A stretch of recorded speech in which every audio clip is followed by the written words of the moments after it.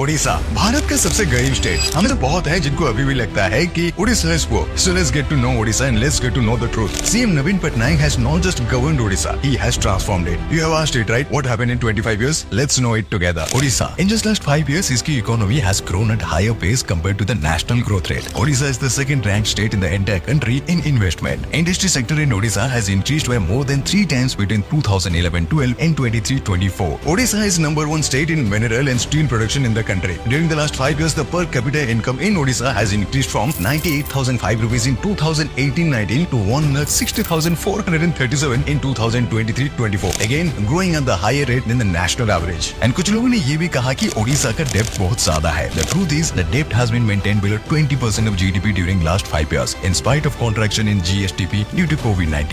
Now, how can we establish the credibility of this fact? As per a recent report of RBI, Odisha ranks among the top 3 states in the country for bank assistant investment proposals. And not only that, in a recent report released earlier by the CMIE-CII, Odisha is placed second just behind Maharashtra in attracting the highest ongoing investment. Niti Aayog का report कहता है कि multi-dimensional poverty has been reduced in Odisha by 48% between 2013 and 14 and 2022-23. यानी कि in terms of number, more than 1 crore people escaped poverty during this period. And all of this is happening in Odisha under Naveen Patnaik. Obviously, it is not going to happen overnight, but let's acknowledge the fact that it is happening faster and in a better way.